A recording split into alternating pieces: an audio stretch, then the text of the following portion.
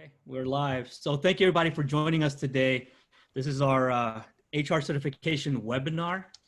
Today I'm joined by the Student Vice President, Annika Bennett, and I'm also joined by Marcus Goodwin from SHRM.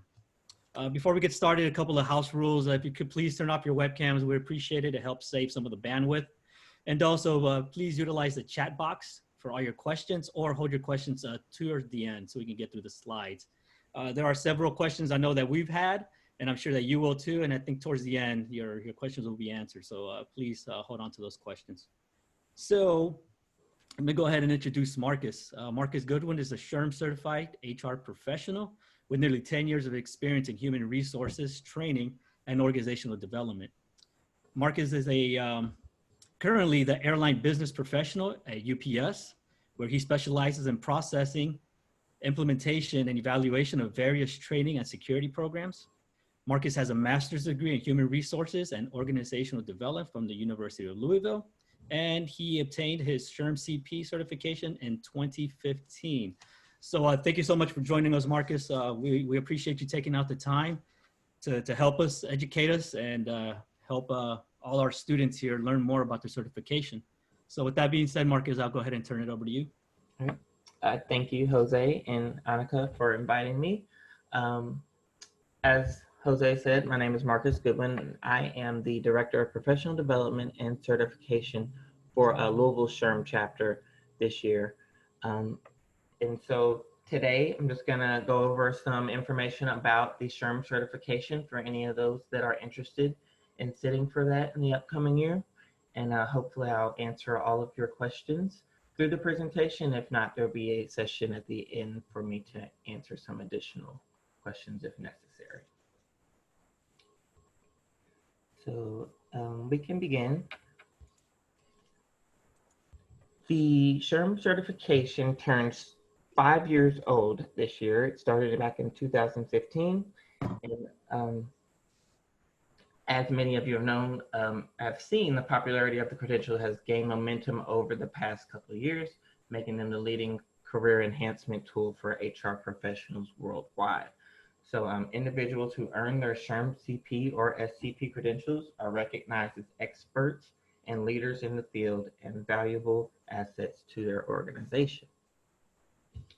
So a couple things that we're just gonna cover today. I wanna go over the value of training and receiving your certification, what HR professionals need to know about getting certified, how to prepare to succeed in getting your certification, and then how it allows you to invest in your HR career.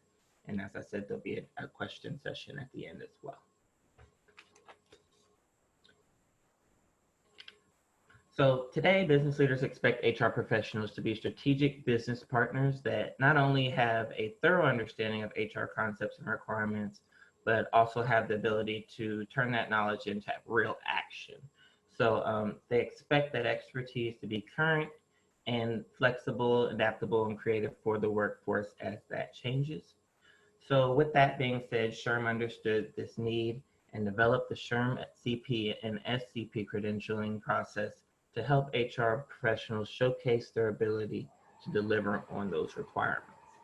So the certification itself is meant to demonstrate to employers an HR professional has current and relevant skills and competencies. It provides a universal standard that is recognized around the globe. It delivers an opportunity to learn practical skills and competencies to impact your job immediately. And it validates proficiency as a business leader by testing your knowledge and how you use that knowledge. So we're going to talk about standing out in the crowd. The SHRM credential can help you stand out in the crowd when you get ready to start applying for your next HR role, and you're adding on your resume besides your name, that credential, whether it be the SHRM-CP or SHRM-SCP. Employers are more likely to recognize you as an HR expert, and that can help you land your dream HR job. So it demonstrates your expertise.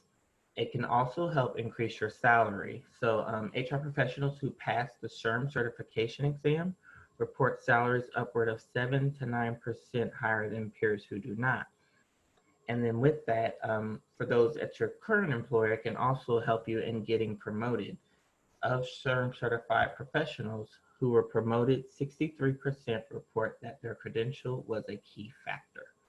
So when it comes to your SHRM-CP or your SHRM-SCP credentials, these are some unique qualities that make SHRM certification a powerful addition to an HR professional's toolbox. So SHRM certifications are the first behavioral competency-based credentials. And this is important because the inclusion of behavioral competencies ensures that individuals not only know what they need to know, but also how to apply that knowledge in a way that brings about results. As of 2017, the SHRM certification has reached over 100,000 credential holder, and it continues to grow it throughout 2020, obviously. So another advantage of the SHRM certification is that it's relevant. So the certification exam contains content that links directly to real world, not just hypothetical work situations. So that makes the most on-point certification available for HR professionals. SHRM certifications are employer focused, so employer input was a key building block for the process, because what matters when it comes to success is what your employers are looking for. And then last but not least, the SHRM certification is the only HR certification that is backed by SHRM. So now let's talk about deciding which credential is right for you. So to do so, you'll need to decide if certification fits with your career goals, whether you are qualified, and which certification level is right for your experience in education. So SHRM certification has very specific eligibility requirements that ensure that individuals applying for this program are true HR professionals who have the requisite knowledge, skills, and abilities to achieve potential success of the exam. So the eligibility requirements are less restrictive than other HR certifications, allowing for a wider range of participation from those participating in the HR space. So what that means is, regardless of your job title, your exempt or non-exempt status, whether you're full-time, part-time, what industry you're in, or your organization size, if you perform HR duties on a regular basis and can demonstrate your knowledge and experience in those, then you have the opportunity to become certified.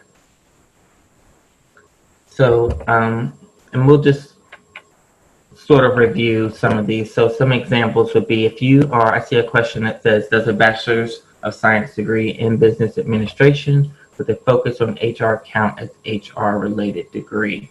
And so the short answer to that question would be yes. Typically, if there is a question about whether or not what you're doing applies or can be considered HR related, then they may ask you to submit your job description of your normal duties along with your application, and then they will review that and determine whether or not it fits the criteria. But as I stated, they have some less restrictive requirements, because they acknowledge that people may perform those duties without necessarily having that job title, or they may have a degree that puts them in a field to perform HR related work without necessarily having HR in the title of that degree. And so then the SHRM certification also makes special allowances for students like you in HR programs at colleges and universities that are aligned with SHRM HR curriculum. And I have a brochure that I will send out at the end of this that has this chart included in it, so you'll have that for quick reference as well. So you can use the eligibility criteria to determine if you qualify to participate in the SHRM certification process, but to decide which SHRM certification designation is right for you, consider these factors. So you should probably choose the SHRM-CP if you are early in your HR career, or your career with less than 5 years of experience in HR. If your current or most recent work in HR is operational in nature, whether it's implementing policies, or serves an HR day-to-day point person, then that would be right for you. Or if your duties tend to be specialized versus general. Choosing the SHRM-SCP, which is a senior level certification, is for those who are in their mid to senior level HR professional with 6 or more years of HR experience. If your current or most recent work in HR is strategic in nature, so that means you drive the culture, you drive HR strategies, you develop policies and help implement them, and then you lead an HR operation.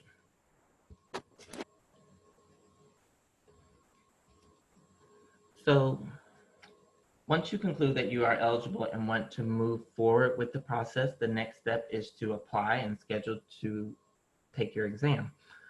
So the application and testing dates as well as fees are listed here, and can also be found on the SHRM certification website.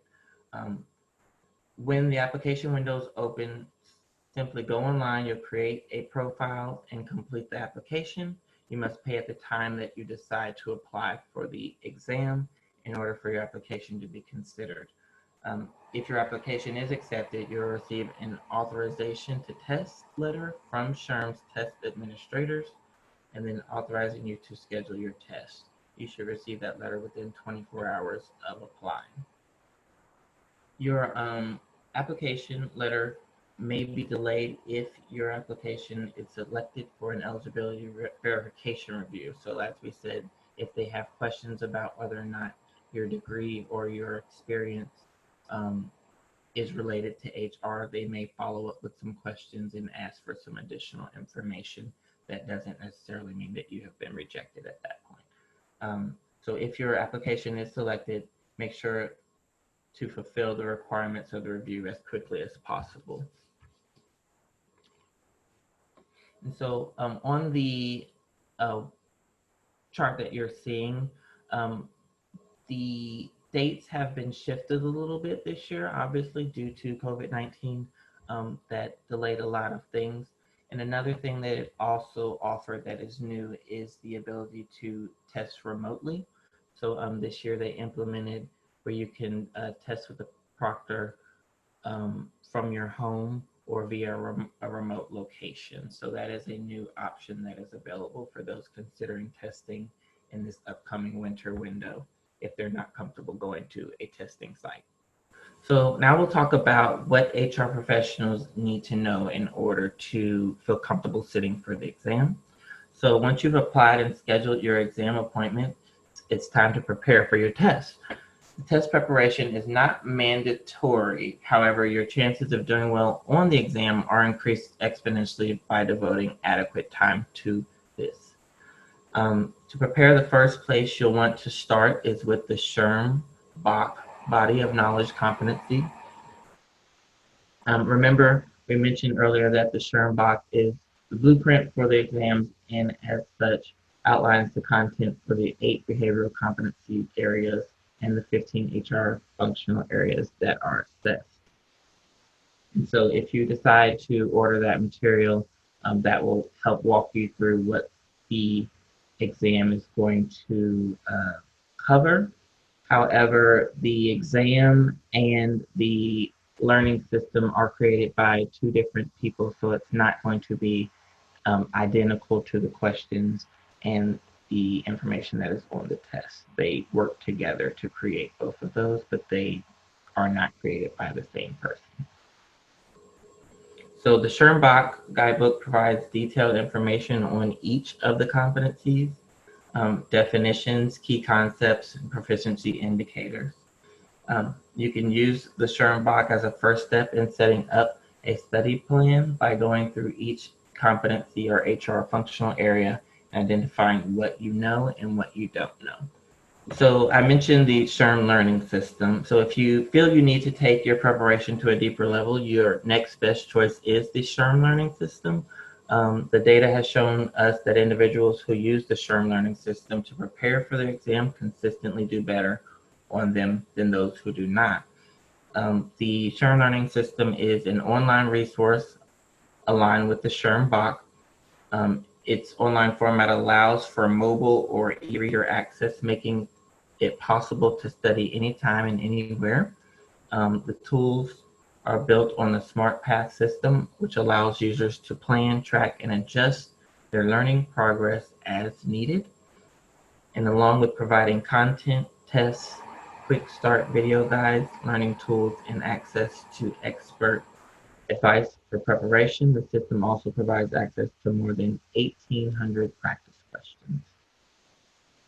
And then after you're certified, you can continue to use the system for professional development and earn up to 30 professional development credits, PDCs, for doing so.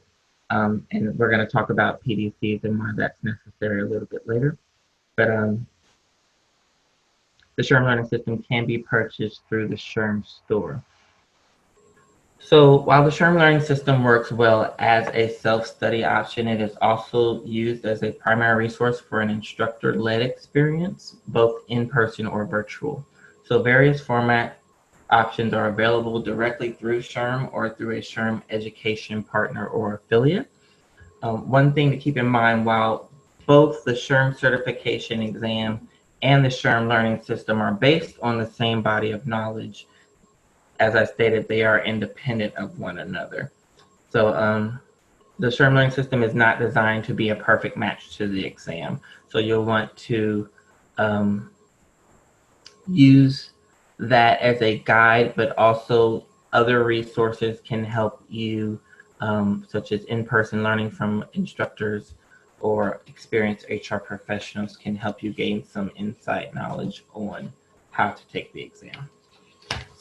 So talk about example questions. I've included a couple of those in here for you. So as you're preparing for your test, this will give you an example of what type of questions will be formatted not necessarily exact questions on the exam, but here are some basic things you'll want to know as you do your studying.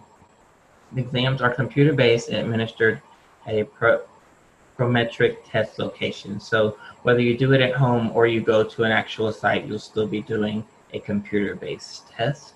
Both exams are 4 hours in length, so the exam seat time is booked for 4 hours and 15 minutes to cover the exam and the introduction and closeout activities.